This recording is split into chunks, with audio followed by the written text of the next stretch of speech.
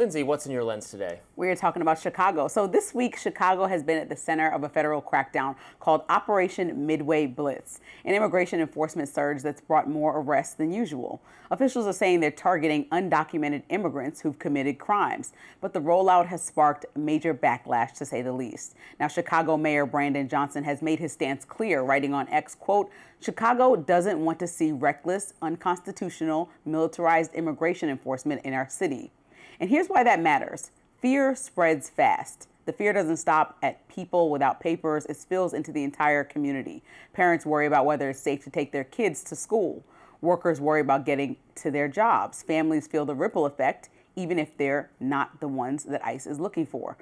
But this story took a devastating turn on Friday. Federal authorities say 53-year-old Silverio Villegas Gonzalez resisted arrest, tried to flee, and dragged an ICE officer with his car. That officer then shot and killed him.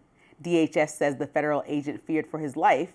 And let's be clear, no officer should have their safety put in jeopardy while doing their job. That's absolutely not okay. Still, Gonzalez's story doesn't end there. Illinois U.S. Representative Delia Ramirez said he had just dropped off his kids at school before being shot. Think about that for a second. A father's last moments happening right after he said goodbye to his children. Now, Chicago Mayor Brandon Johnson called it, quote, an avoidable tragedy. Governor J.B. Pritzker said, quote, the people of Illinois deserve a full factual accounting of what happened today to ensure transparency and accountability. And the truth is, this isn't the first time the tragedy has followed in these Blitz-style operations. So in Southern California, 2 immigrants died in recent months while trying to escape federal raids, one falling from a greenhouse roof and the other struck by a car as he ran across the freeway. So here's the bigger picture. Immigration enforcement doesn't have to look like this. If the goal is to keep violent offenders off the streets, then federal agents and local authorities need to work together instead of staging these surprise raids that escalate into chaos. With coordination, we can prevent more fathers from dying and prevent more officers from being dragged by cars in the first place.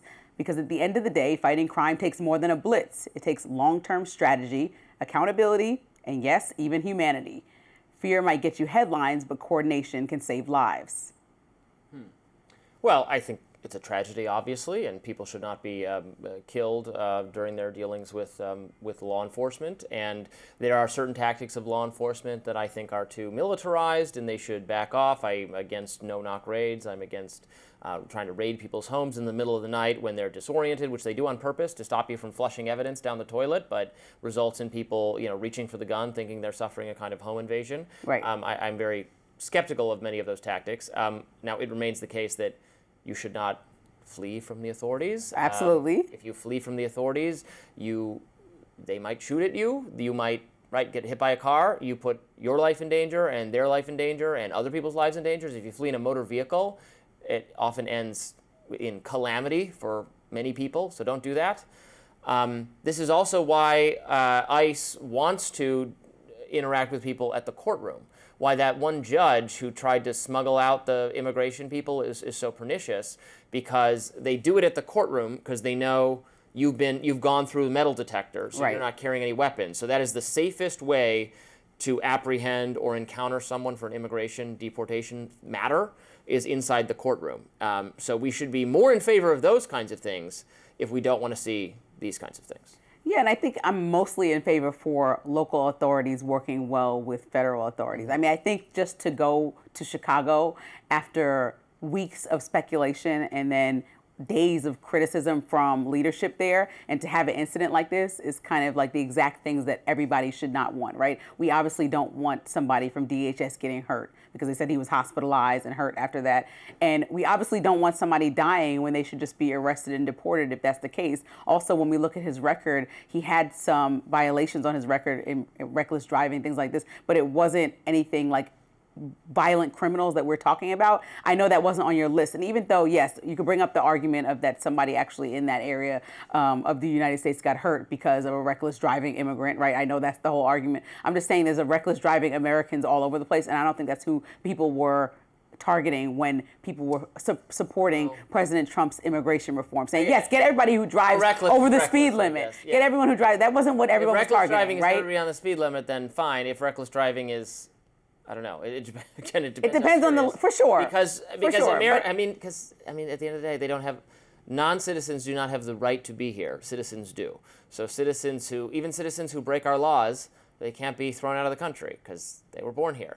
If you're not a citizen, you weren't born here, then you don't have a right to be in the country. So maybe that seems unfair to you or unfair to some people on the left, but your behavior has to be pretty good, or you can just get removed from the country. They have the right to do But we're at a that. standstill, right? Because we had an opportunity prior to Trump being president to pass real legislation, right? Because you always call immigration a federal issue. So we had an opportunity to pass federal. Let's call it a federal issue. Well, I'm saying I like to make everything a state's issue. Well, since it's not, right, and since it's in federal hands, then maybe we should have real legislation passed through Congress, something that I know President Trump tends to avoid and enjoys avoiding. But how about we should go back to that immigration policy that he told people not to vote for when Biden was president and see what a real reform looks like? Because even if you're saying it's going to be calm at the courthouse and actually done with just people that have no weapons and having a conversation about whether people are illegal or not, that seems very well thought out and planned out if it looks like that. And whatever concerns that Democrats might be having, let's talk it through and put it down on paper and get it into law. I think that that's the easiest way to make immigration work. But all these temporary solutions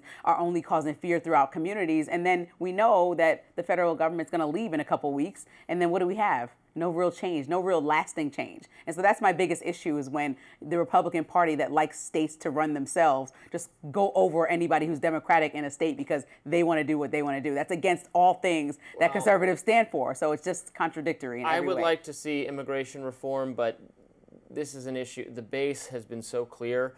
They don't want any form of amnesty for any group of illegal immigrants. And so amnesty is such a non-starter.